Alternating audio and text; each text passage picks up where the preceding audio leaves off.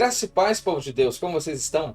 Aqui é o pastor Márcio Paulo e você está no seu portal bíblico e hoje estamos aqui para dar sequência ao nosso estudo para a classe de jovens, terceiro trimestre de 2021, onde estamos estudando o tema vigilância, justiça e o culto a Deus, um chamado para a igreja nos escritos dos profetas menores, lições comentadas pelo pastor Israel Thiago Trota.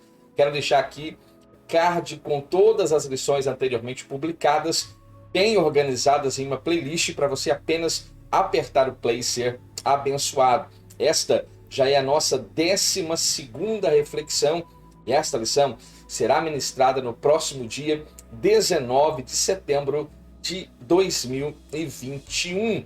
Eu gostaria de fazer uma oração juntamente com você e após esta oração iremos fazer todas as leituras relacionadas ao nosso assunto proposto para agora. Aperte o cinto, feche os seus olhos e venha comigo neste momento de oração. Senhor, te clamamos e suplicamos pela pessoa bendita do Teu Espírito. Visite-nos agora, Senhor, e que esta lição possa trazer grande enriquecimento e instrução para a nossa vida prática cristã. É o que nós te pedimos e o fazemos no nome santo de Jesus. Amém. Antes de fazermos todas as leituras relacionadas a este assunto, eu quero falar com você que está aqui pela primeira vez. Seja muito bem-vindo. Não saia sem antes se inscrever aqui neste portal bíblico e também agradecer a você que já faz parte dos mais de 700 inscritos. Meu muito obrigado e você tem total liberdade para continuar a publicar nossos conteúdos nas suas mídias sociais eclesiásticas, abençoando quem você ama através de uma boa reflexão da palavra de Deus. Faltam pouquíssimos inscritos para que possamos atingir a marca de 1000 inscritos aqui neste portal. E eu quero poder contar com você e o seu suporte para que cheguemos a esta meta. Então vamos fazer as nossas leituras para esta reflexão de hoje. O texto do dia nos diz: e se alguém lhe disser que feridas são estas nas tuas mãos, dirá ele, são feridas com que fui ferido em casa dos meus amigos. Zacarias capítulo 13, versículo 6. E é isso mesmo, a lição de hoje vamos falar sobre o profeta Zacarias, o Messias, a pedra angular. A nossa síntese desta reflexão diz: Zacarias apresentou Cristo como servo sofredor que salvará a humanidade e o rei vitorioso que mostrará o seu poder sobre tudo e sobre todos. E a nossa leitura bíblica. Pause agora o seu vídeo, dê um print da tela do seu smartphone, do seu notebook e faça a leitura deste texto de Zacarias, capítulo 13, versículos 8 ao 9. Texto importantíssimo porque irá fundamentar a nossa reflexão a partir deste momento. Já estamos por certo, cheios de conhecimento, cheios de virtude da parte de Deus, porque temos estudado, de fato, assuntos extremamente importantes e que grandes enriquecimentos têm fornecido a mim e a você enquanto igreja. Já estamos caminhando para a conclusão deste terceiro trimestre para a classe de jovens e aqui estamos falando sobre os profetas menores. Já falamos de Ageu na última lição, falamos de todos os profetas e aqui em voga para esta reflexão iremos falar sobre o profeta Zacarias, uma mensagem poderosíssima da parte de Deus, assim como a de Ageu tem como, podemos dizer, o principal objetivo incentivar os judeus que retornaram do exílio a investirem na reconstrução do templo.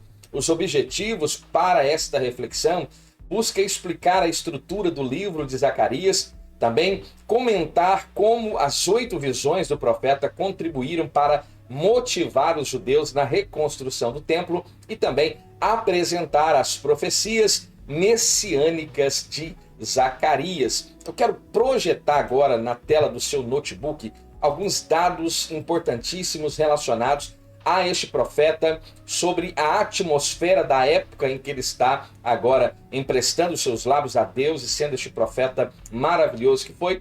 A sua mensagem principal, nós já sabemos que assim como Ageu, Zacarias foram um profeta pós-exílio babilônico, e ele vem justamente encorajar o povo, encorajar Josué, encorajar Zorobabel para que a obra continuasse. Também mostramos aqui a importância da mensagem do profeta e também o profeta contemporâneo, que é o profeta Ageu. Dito isto, eu creio que você já tem todo o plano de fundo necessário para esta reflexão de hoje, onde vamos falar deste profeta chamado Zacarias e também vamos falar da atuação deste profeta, bem como também falaremos sobre o Messias. E esta lição, ela é muito interessante. Eu quero convidar você que faça a leitura de todo o livro profético de Zacarias, para que esta lição fique muito mais clara e que as verdades aqui apresentadas se tornem cada vez mais fortes em seu coração e em sua mente. Então, quem foi Zacarias? Que homem é esse? Que homem que empresta os seus lábios a Deus e se tornará um grande profeta e um divisor de águas para o seu tempo? Então, primeiramente, uma característica, além de profeta, ele também vem de uma linhagem sacerdotal, o que não é muito incomum. Haja vista o próprio Jeremias também é de linhagem sacerdotal. O profeta Ezequiel também vem de uma linhagem sacerdotal. E aqui está também este profeta Zacarias, que mostra a sua genealogia dentro do livro que leva o seu nome.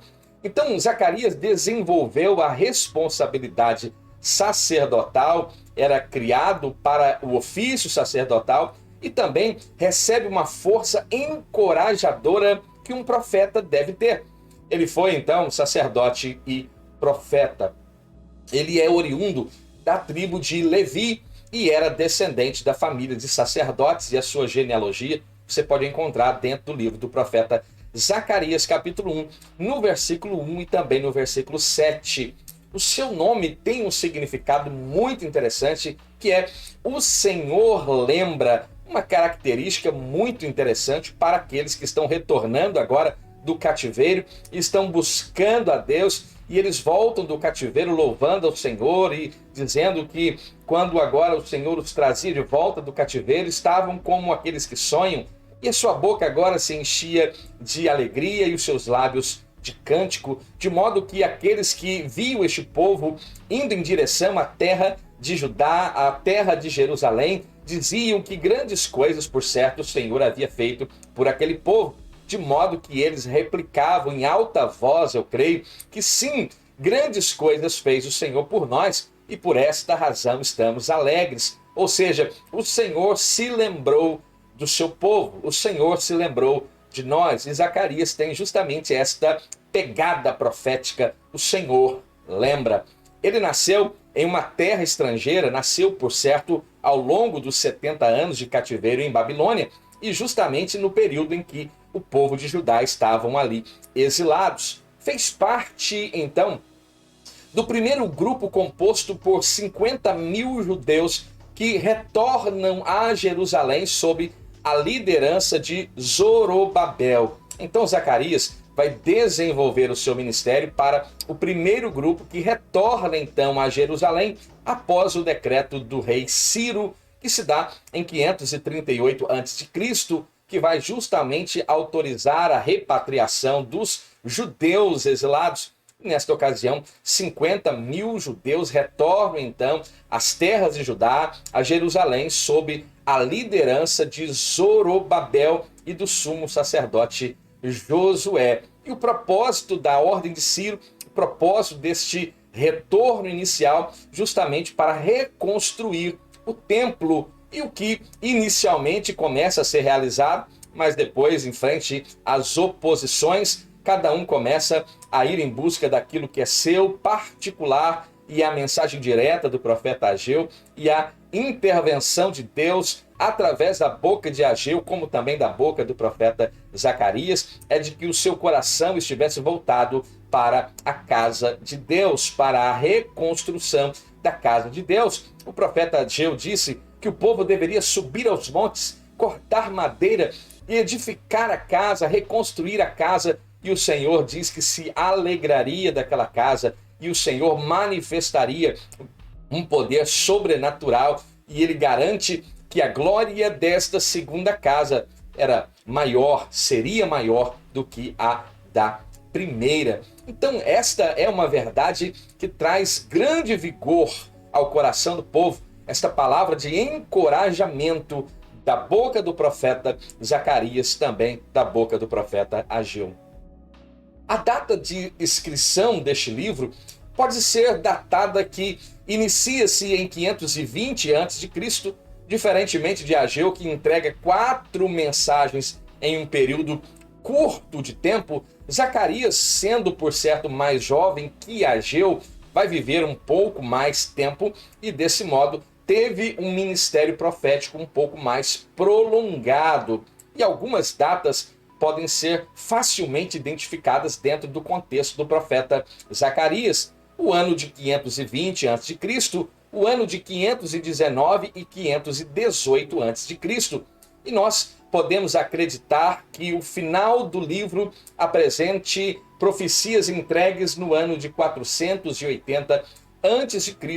E aqui é importante salientar que é uma especulação, uma hipótese e não pode ser vista de forma cronológica, de forma exata. Então nós podemos estimar, supor, especular. Então, ao lado de Ageu, eu fico imaginando essa dupla de profetas, que coisa gloriosa, o profeta Ageu e o profeta Zacarias, incentivando o povo à reconstrução do templo. Todavia, a sua profecia não se limita apenas e unicamente a este propósito. Ele também se inteira pela renovação espiritual de Jerusalém, bem como de todo o povo de Judá. Por isso, vai entregar mensagens que são lidas com grande gozo até por mim e por você nos dias atuais, porque ele entrega mensagens messiânicas que traziam esperança àquele povo, daquele tempo, daquela época, como também nos traz alegria, esperança ao nosso coração nos dias atuais. Então, qual a estrutura do livro do profeta Zacarias? O livro possui, então, algumas singularidades. É o livro mais apocalíptico e escatológico de todo o Antigo Testamento. Então, toda a atenção na hora de ler e faça também, além da sua leitura, faça uso de bons livros, de bons comentaristas a respeito do assunto para aprimorar o seu aprendizado. Então, ele também é o livro mais extenso entre os profetas menores, de modo que é considerado o livro mais difícil de ser interpretado, e isso acontece justamente por causa das suas visões, dos símbolos, das parábolas, esta linguagem rebuscada que encontramos dentro das entrelinhas aqui proféticas proferidas pelo profeta Zacarias. Então, a sua profecia é composta da visão do profeta e também pela palavra revelada de Deus. Ou seja, este profeta visita, por certo, o conselho divino e uma palavra poderosa é liberada a este povo através do profeta Zacarias. Os capítulos 1 ao capítulo 8 encorajam os judeus na reconstrução do templo, enquanto os capítulos 9 ao 14 apresentam profecias sobre Israel e também sobre o Messias. Ele é, por certo, nós falamos que Isaías é o profeta messiânico, e é sim, mas nós podemos encontrar aqui também esta característica no ministério profético de Zacarias. Ele profetiza, por exemplo, sobre as funções que Cristo exerceria, como, por exemplo, servo do Senhor, como rei sacerdote, como o verdadeiro sumo pastor. Também relatou episódios da vida de Cristo, a sua traição, a sua crucificação, os seus sofrimentos e a sua segunda vinda em glória. E isso é extremamente glorioso.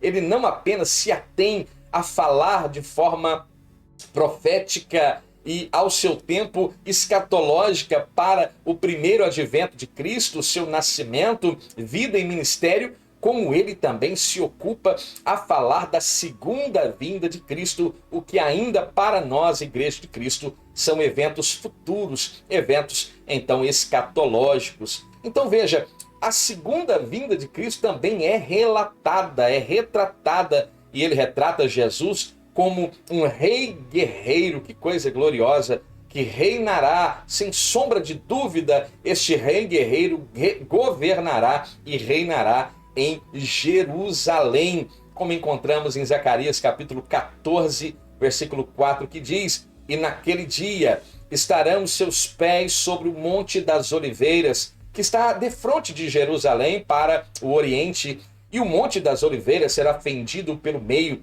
para o oriente, para o ocidente, e haverá um vale muito grande, e metade do monte se apartará para o norte, e a outra metade dele se apartará para o sul.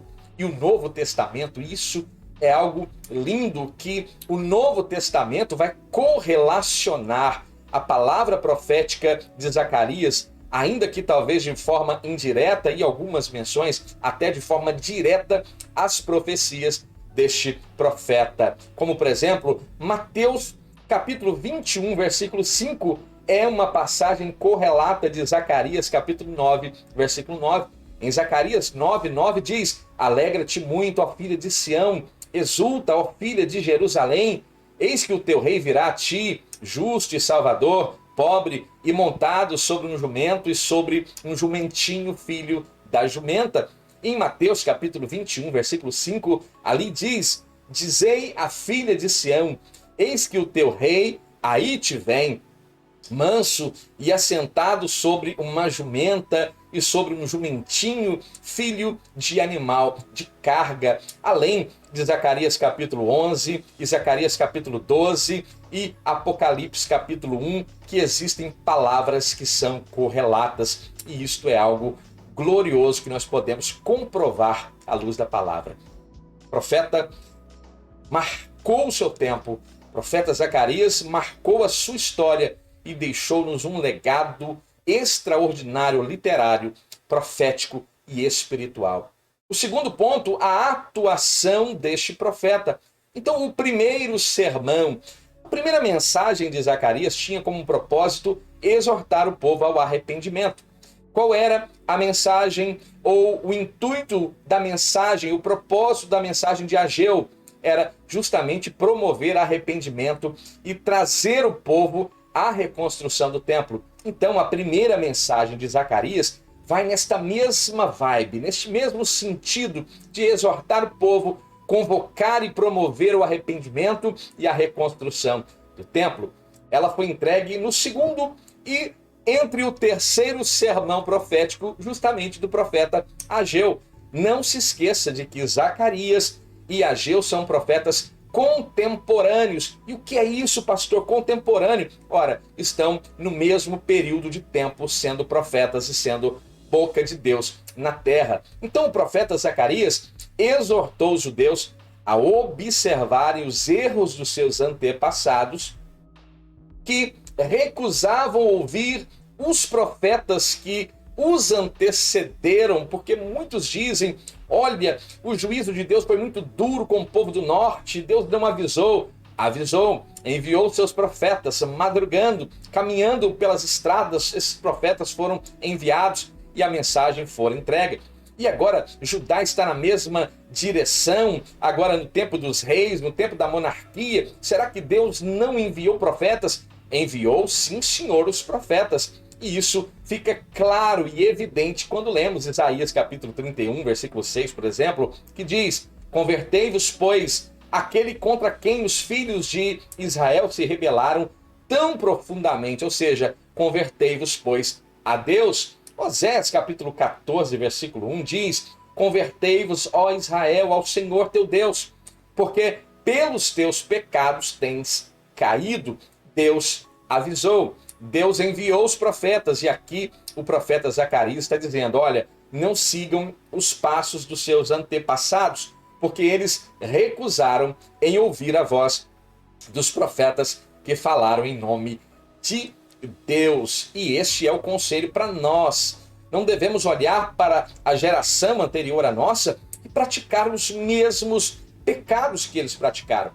Não podemos olhar para a geração que precedeu a mim e a você e cair nos mesmos problemas que eles caíram. Nós podemos extrair daquela geração passada um aprendizado para que o nosso serviço seja aprimorado e o serviço dos nossos filhos, daqueles que nos sucederão, também possa ser melhor aprimorado. Agora, dentro deste contexto, além do seu primeiro sermão, ele começa agora a apresentar uma sequência de 8 visões extraordinárias. Coisa do céu, algo terrível estava sendo revelado a este profeta. Então, os capítulos 1 ao 6 vão apresentar estas 8 visões que contribuíram justamente para encorajar os judeus que trabalhavam na reconstrução do templo. É nesse contexto que nós vamos ver uma grande motivação para Zorobabel, uma grande motivação para Josué, que era o sumo sacerdote desse tempo, como também para todo o povo. Em certa ocasião, este profeta diz a Zorobabel: quem és tu ao monte grande? Diante de Zorobabel serás uma campina, porque ele trará a primeira pedra com aclamação, graça, graça a ela, dizendo que este homem chamado Zorobabel estaria como um personagem principal no contexto de reconstrução do templo. Então, a primeira visão foi dada quando a obra já estava há 5 meses em andamento, e as outras 7 não registram um tempo específico, então nós não podemos aqui situá-las de forma correta, e também creio eu que nem é tão necessário assim. As visões, pelo contrário, indicam uma coisa muito interessante, que os olhos do Senhor estavam voltados para Jerusalém, pois a casa do Senhor estava sendo edificada. Em caráter de informação, as 8 visões são o cerne da primeira parte da missão do profeta Zacarias e descrevem antecipadamente a restauração definitiva do povo de Deus. As 3 primeiras visões, por exemplo, os cavaleiros, os carpinteiros e aquele que tinha um cordel de medir, podemos chamá-lo de um agrimensor, apresentam as fases preparatórias da restauração messiânica, e as 2 visões centrais, a investidura de Josué, que estava sendo acusado pelo acusador de que as suas vestes estavam manchadas, mas ele é devidamente justificado, dizendo que era um remanescente, um tição tirado do fogo. Então veja, e também aquela visão dos 2 ungidos dizem respeito ao governo da nova comunidade. E as 3 últimas, o livro A Mulher no Alqueire e os Cavaleiros, evocam as condições da restauração final. Então veja que o assunto não é fácil, o assunto é muito interessante, mas deve ser estudado com muita cautela, com muita paciência, com muito carinho, com muito temor, e à luz da palavra de Deus e à luz de comentaristas que zelam pela palavra como ela é. Então se aplique com zelo e com cautela. O terceiro ponto, falando um pouco sobre o Messias, né? Os livramentos futuros. Enquanto os 8 primeiros capítulos motivaram os judeus nesta reconstrução, nos últimos 6 capítulos o profeta Zacarias transportou-se então do presente para o futuro.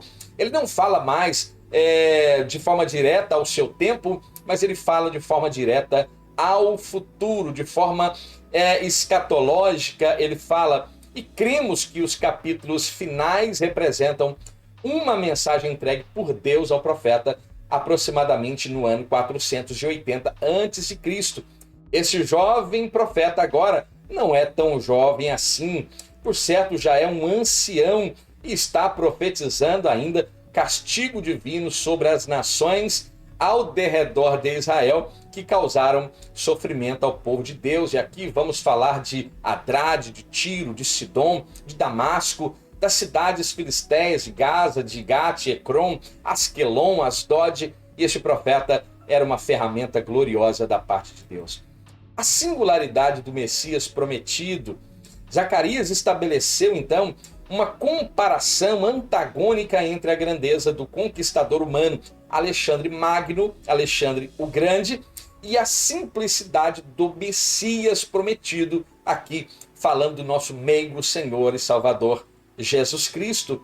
Depois de retratar o domínio de um rei conquistador, aqui por analogia falando de Alexandre o Grande, ele começa a falar agora de um domínio que agora é um domínio um tanto quanto distinto, e a chegada deste que irá dominar, este rei salvador, é justamente vista em Jerusalém. E aqui falando do seu primeiro momento, do seu advento e ministério, ele viria montado sobre um jumento, filho de uma jumenta, um jumentinho, e esta palavra se cumpre fidedignamente na entrada triunfal de Cristo em Jerusalém, quando lemos em Lucas, capítulo 19, a partir do versículo 30 ao versículo 38. Cristo também é apresentado pelo profeta Zacarias como uma pedra angular ou uma pedra de esquina.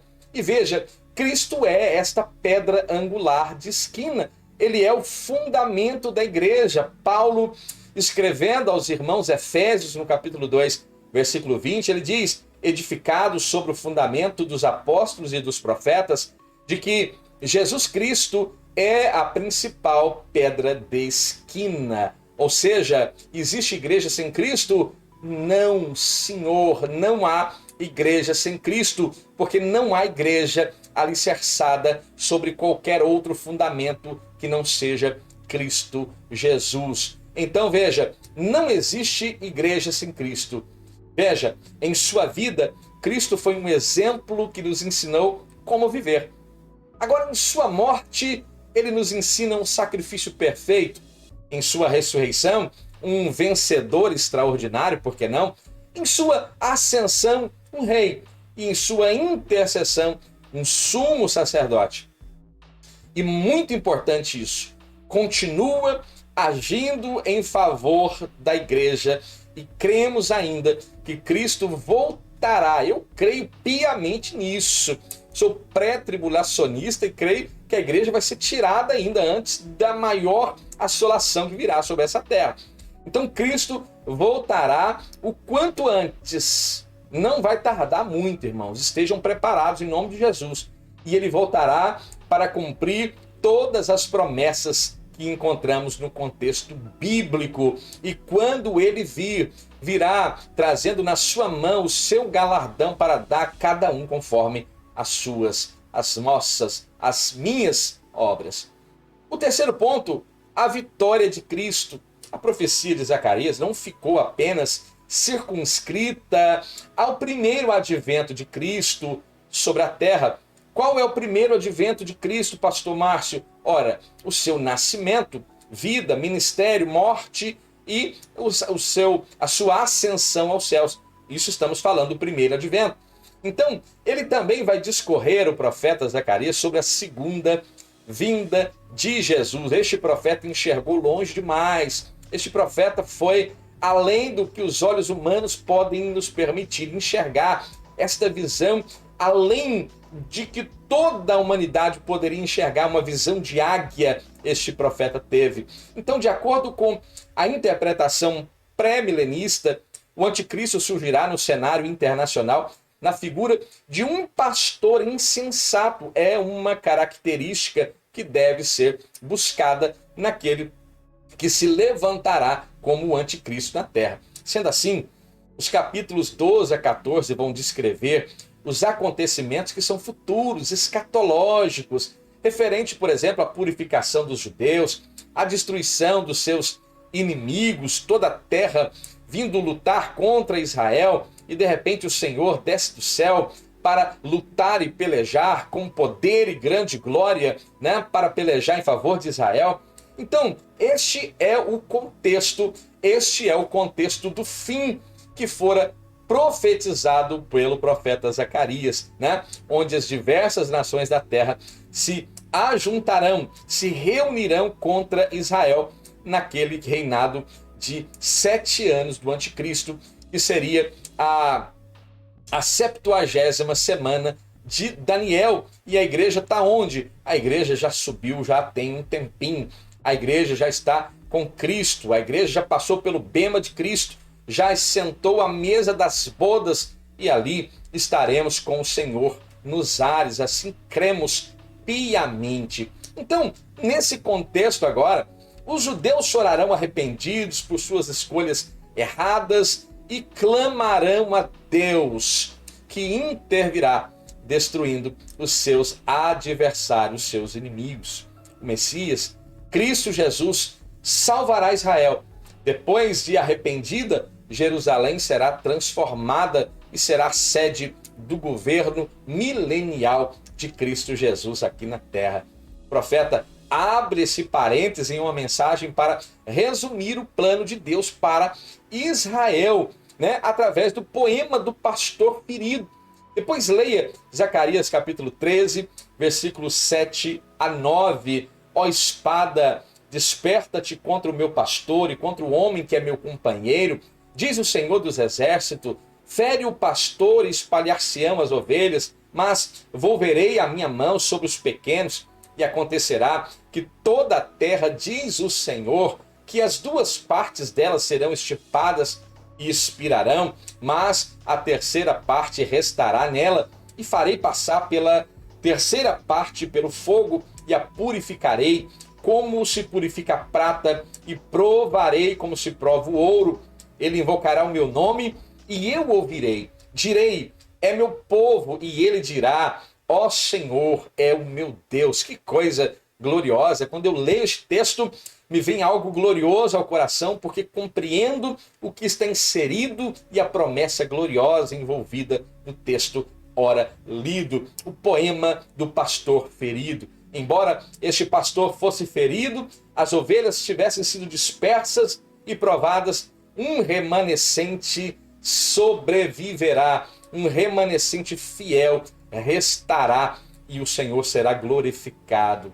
Então, com este remanescente, o pacto será agora restabelecido. Alianças abraâmicas, davídicas, terão cumprimento pleno, literal, e a promessa de Deus será cumprida de forma gloriosa e plena, absoluta. Se esta reflexão não traz alegria ao seu coração, eu não sei o que mais pode alegrar o seu coração neste momento. Então, eu louvo a Deus pela sua vida, você que ficou comigo até agora, você que está sendo ministrado por esta preciosa lição.